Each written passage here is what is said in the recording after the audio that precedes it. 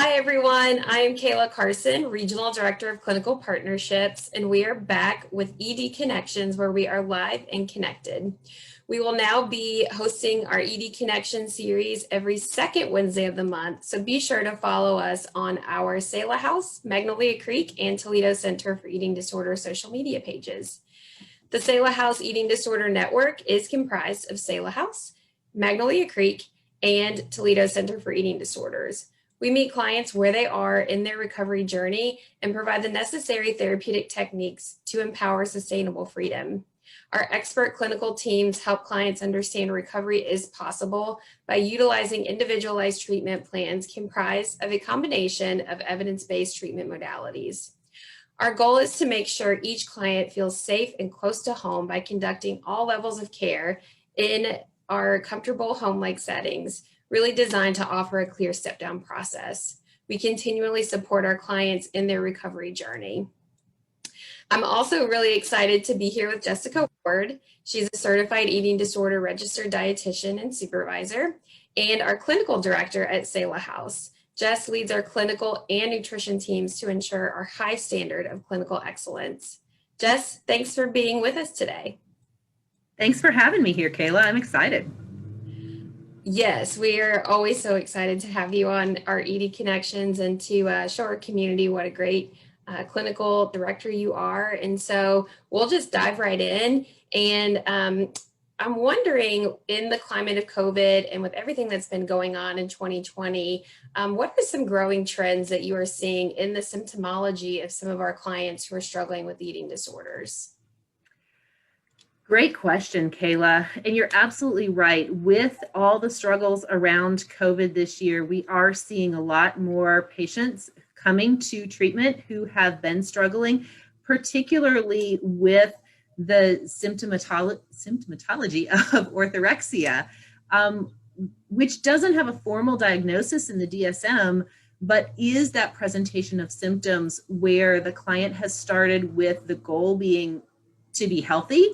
And especially as everyone started quarantine early last spring, focused on health and anxieties went up. I think people were very focused on health. And so clients started making dietary changes to be healthier in our wellness culture and changing up their exercise regimens to do more exercise. And now those presentations have come to a place where it's really ended up being detrimental to their health, and they're ending up in eating disorder treatment. Yeah, I could see where it would be really easy to get really caught up in the wellness culture of today, especially with that hyper focus that we did see during the quarantine. And so I wonder, what techniques do we use at Selah House for our clients who are struggling with these orthorexic symptoms and core beliefs? Sure. So glad you asked. At Selah House, we do a lot of exposure therapy. We have a 4-week cycle menu, and it is comprised of lots of different types of foods to really emphasize the idea that all types of foods can fit in a healthy diet with moderation, balance, and variety. But because we have to focus on exposure to be able to reduce clients' fears and anxieties around foods, sometimes that shift into treatment is really difficult for them. So on the therapeutic side, we're using a lot of strategies to manage anxiety and get emotional support as we do those exposures. And we also really have clients take a break and get some rest from their exercise behaviors so that they can learn that it is okay to take a break, have a rest day, and emphasize that rest and healing period as well, so that then in their recovery, they can find the place that is truly a healthy balance for them. I see. And so I guess maybe explain to our viewers too, why is it important to explore food preferences and really neutralize our beliefs about food in general, and also thinking about how we help our clients reintegrate neutral movement into their lifestyle? Sure, great questions. So we really have a lot of conversations with clients around the food piece of things, especially those foods that they're anxious about. Where might they encounter those foods in real life scenarios? And what would be the benefits of being able to enjoy those foods in their normal life without having anxieties or without having to avoid them? So being able to go on a date and split a dessert with a friend or a partner, being able to go to a picnic or a cookout, or we're coming up on the holidays, being able to enjoy holiday dinners and favorite family traditions around foods without avoiding those special foods that only come around once a year. And then on the movement side of things, we have incorporated some joyful movement time in our programming this year. It's been a lot of fun to give clients some options. And so they've had some different, especially as we've been in summer, some outdoor games that they could play and some of those kinds of things that they've really been able to enjoy the outside. It's been great that we've had some wonderful weather that's extended into October, and even this week here in Indiana is pretty amazing. And our staff is ready to be very creative about how we're going to carry that through into the winter, and then having lots and lots of conversations with clients about how do they find movement that is enjoyable to them, but isn't those places where they're always trying to compensate for what they've eaten or exercise to change their bodies, but truly is just for enjoyment.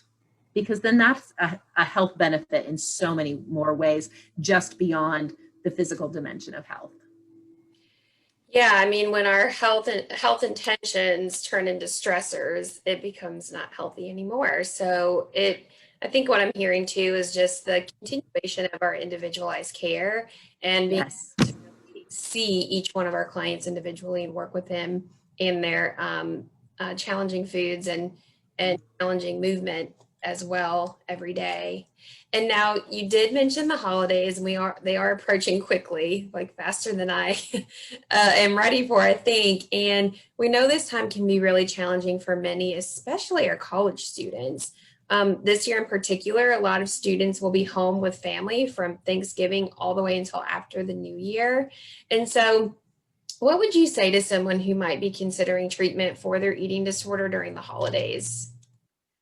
Yeah, I'm so glad you asked. It's always a tough decision to go to treatment, and the holidays are particularly challenging, both for clients and for family, because it's never fun to be away from family during the holidays. Our staff has already been planning ahead to come up with some really fun ideas for celebrating the holidays at Selah. We have a number of traditions that we're always happy to share with each group of clients that are here over the holiday season. And this year we have expanded our educational opportunities into our adult programming as well. So those college students that are home but maybe finishing the end of their semester virtually can still potentially come to treatment and be able to finish out the semester, which is a really great advantage, both on the college end of things and on the treatment end of things that has not been an opportunity in the past. So it's a great time to consider treatment if someone thinks that they might be in need.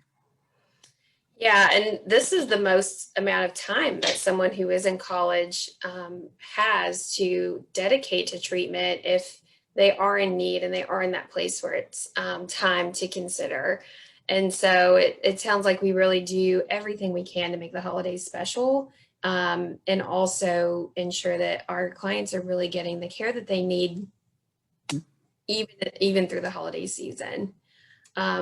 Well, Jess, thank you so much for sharing about some of the latest trends that we're noticing and ways that Selah really meets our clients where they are, as well as just some tips on engaging in care now instead of later. And so if anyone out there would like more information on the Selah Eating Disorder Network, or if someone you know is suffering from an eating disorder, we're here, we're ready to help. You can visit our website at www.selahhouse.com, which also houses information of our network of services. You can contact our admissions team 24/7 at 765-641-0022 with one call and many solutions, or you can private message us on social media, Facebook, Instagram, Twitter, and LinkedIn. We do invite you to join us next month on the Magnolia Creek Facebook page, where we will be in ED Connections. It will be December 9th, 2020 at 12 p.m. Eastern. And we hope that you join us as we continue our monthly series every second Wednesday of the month. From Jess, myself, and the team at Selah House, we thank you so much for joining us today. And again, we are here, we're ready to help, and we invite you to walk with us into freedom. We'll see you next month.